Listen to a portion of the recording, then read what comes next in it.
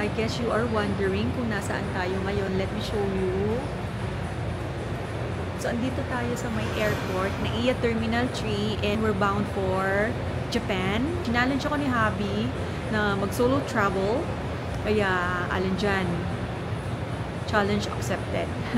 Hindi ko alam kung challenge niya ako o tinatakasan lang niya ako makasama. Anyway, yes, we will be going to Tokyo, Japan for 5 nights and 6 days. So, Tokyo area lang tayo kasi mag-isa nga lang ako. So, mga nearby destination or tourist attractions lang tayo pupunta.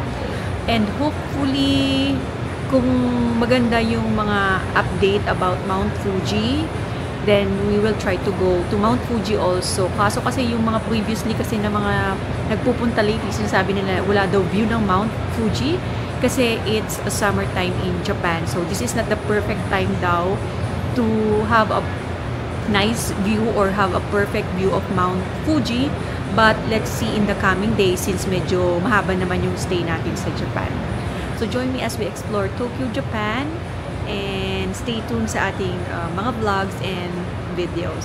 Okay? See you! So first thing to do, pagdating sa airport, magbayad muna tayo ng travel tax.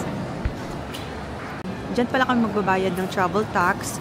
So that's 1,620 pesos per person or per passenger. Pwede kayong magbayad online, but there is a convenience fee of 50 pesos. So, if you have a lot of time to spare naman, pwedeng dito na lang kayo sa airport magbayad. At least, masave nyo pa yung 50 pesos. Hindi rin naman ganun kahaba yung pila. And mabilis lang din. You just have to show your flight details and your passport. So, since maaga pa nga, hindi pa open yung ating counter, hanap muna tayo ng place where we can stay. Okay? See you later! By the way guys, nakalimutan ko sabihin, aside sa travel tax, another travel requirement prior to departure and arrival to the Philippines for Filipino citizen or resident ay ang e-travel or QR code. Yung sa akin, ginawa ko na via e-travel website and meron na din bago ngayon yung eGov app or eGovPH app. You can check mga tutorials sa YouTube or TikTok on how to properly fill out the form. Pwede nyo na gawin ito at least 72 hours before your flight para pag nasa airport kayo, relax na lang. Then, screenshot nyo na lang yung QR code para pag hinanap sa immigration, yun na lang ang ipapakita nyo. Hi guys! Sana naririnig nyo ako. Hindi ko muna ginamit yung mic ko kasi nasa loob ng bag. So, naghanap muna tayo ng makakainan since aabutin tayo ng dinner time. So, andito tayo sa may level 4 ng Terminal 3 dahil magdi-dinner muna tayo. Dito tayo sa may kusina. And look, here's my food pala. Order ko is Bistek Tagalog. Ito lang siya. Ganito lang siya kasimple. And this is 225 pesos. So, alam niyo naman, pag nandito kayo sa airport, don't expect too much sa mga food. So, kain muna tayo, guys.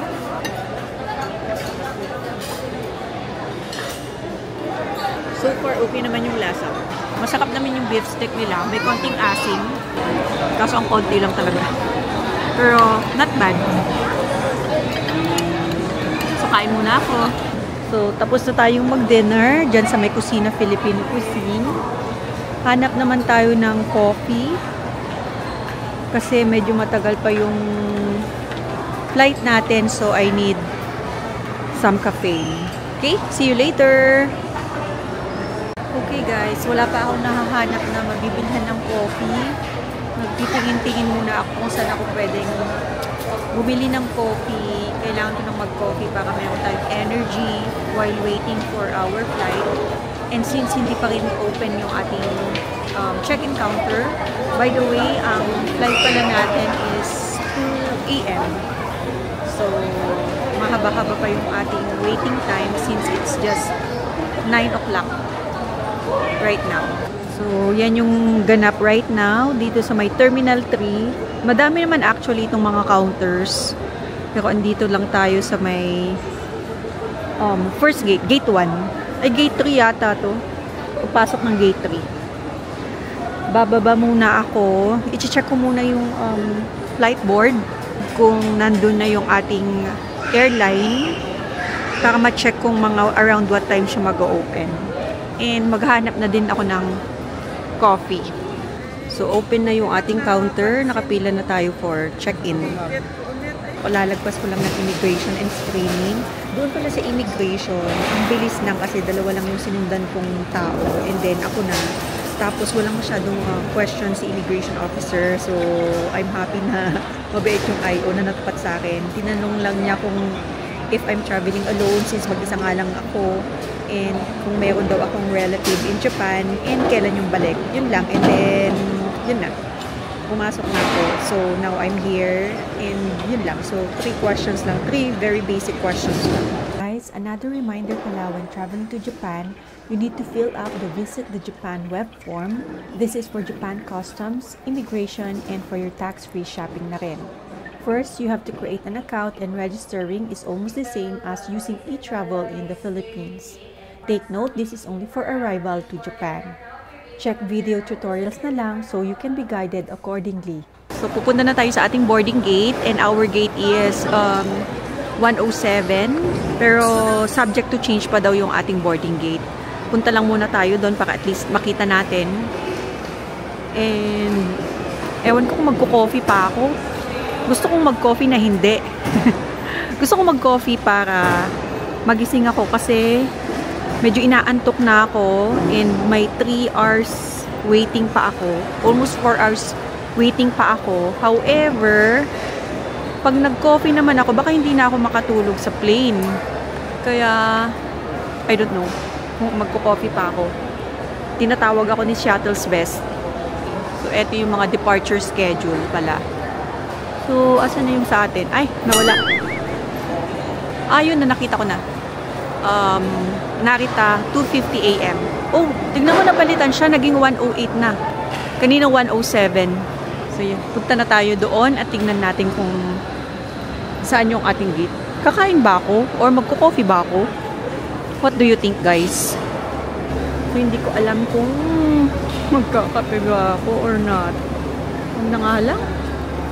Mag-water na nga lang ako para makatulog ako sa sa plane. Kasi yung flight time natin is almost 4 hours papunta sa ating destination. Andito na tayo sa my gates 101 to 112. So yung gate natin is 108.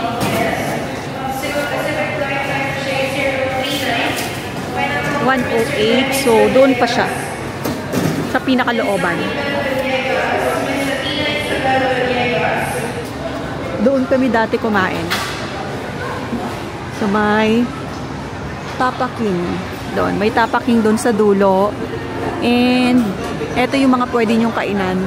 Tapos mayroon ding Kenny Rogers. Dito pa pala mayroon pang isang coffee shop. Si Blue Smith. Tapos doon yung si Chat Time and nandoon din si Kato Nings. Dito pala may Boss Coffee. Wala ito nung last time na nandito kami, nung nagpunta kami ng Vietnam, parang wala pa tong si Boss Coffee. Hindi ko siya napapansin before. Boss Coffee. So, medyo malayo pa yung ating gate. Gate 112. Upo nga muna tayo saglit dito. So, andito lang tayo sa may boarding gate. Actually, malayo pa to sa boarding gate ko. Pero dito muna ako tatambay kasi walang tao dito. Makaka-relax tayo ng konti. Parang konti lang kami. Parang mas madami kanya. So, dyan yung pinaka-gate namin. Hindi pa nila napapalitan yung sa board. But yeah, dito kami mag-board. Hindi naman ganun kadami ang tao right now. Boarding time na kami, guys.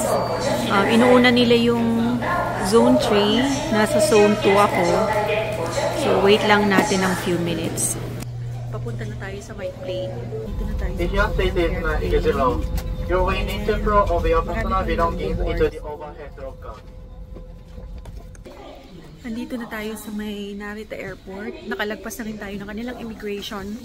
Hindi na tayo nag-video doon kasi bawal, of course. So, kukunin naman natin ngayong luggage natin. And then, diretso na tayo sa may train. Later ulit. Dito na tayo sa may Terminal 2. Galing tayo ng Terminal 3. Need natin sumakay ng shuttle. Kasi nandito sa may Terminal 2 yung pinakasakayan ng mga trains. So, hanapin ko muna yung booth ng sakayan ng train ko.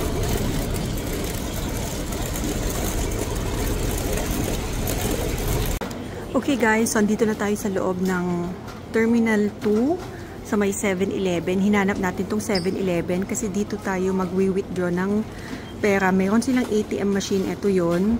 Mas cheaper kasi yung transaction fee nila dito. Kaya dito tayo mag-withdraw at gagamitin natin ang ating GCash kasi based on my research, GCash ang may pinakamagandang or pinakamababang transaction fee. So, let's go. Samahan nyo ako. So, nakuha na natin yung ating Japanese yen. Balik na tayo doon sa may train booth para makuha natin yung i-redeem naman natin ngayon yung we are going to redeem naman ngayon yung ating ticket for the Skyliner train dahil nabook na natin yun in advance. Binook ko yun while waiting kahapon sa may airport sa Pinas kasi may discount pag ginawa natin yun online. So, merong voucher na isi-send sa email and then yun yung gagamitin na pang-claim dito. So, hanapin ko muna yung sa Skyliner. Okay? Eto pa pala, meron pang mga ano dito, oh. ATM. Paglabas ng pagpasok mo ng Terminal 2, basta ATM na may nakalagay na 7-Eleven, partner siya ni 7-Eleven, pwede kayo dyan mag-withdraw. Mas mababa yung kanyang transfer fee.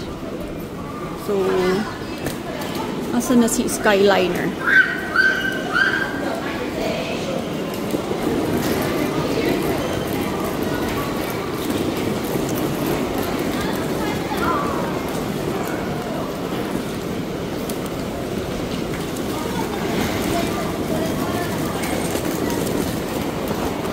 Airport. Ayan. Kunin ko muna yung ticket ko, guys. So, yan pala yung so, dyan ako bumili ng Suica card. Ganito siya. So, para siyang beep card sa Pilipinas. Pero, yung ganito kasi dito sa kanila, pwede sa train, pwede sa restaurant, pwede sa mga bus. So, gagamitin mo siyang card payment, loloadan mo lang siya para mas convenient, para hindi ka napipila-pila. So, dyan tayo bumili. Tapos, need naman natin siyang lagyan ng load ngayon.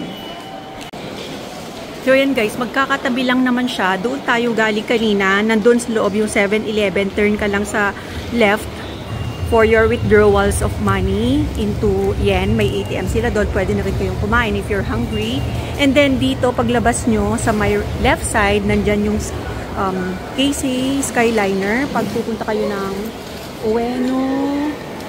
And then dito naman, sa my right side, pag galing nyo dun sa may 7-Eleven, andito yung mga machines for the Welcome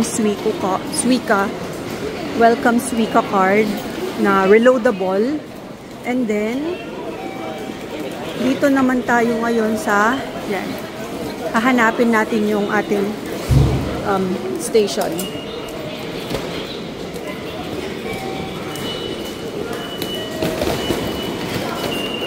So straight ahead daw to KC Skyliner.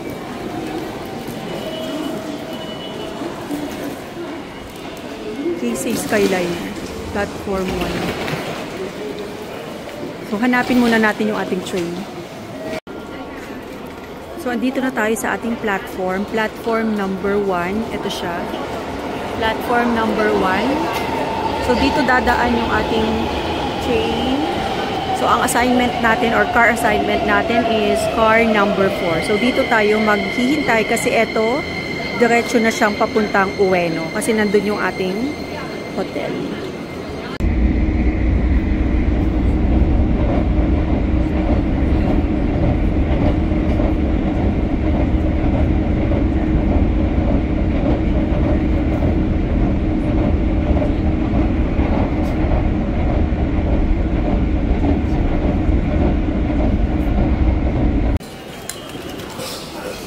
Lalabas na tayo ng Ueno Station. Papasok lang natin yung ticket. And then, eto na yung palabas ng mismong train station. So, let's see. Saan tayo maligaw? Hanapin muna natin yung ating hotel. Sana tama yung nilabasan ko.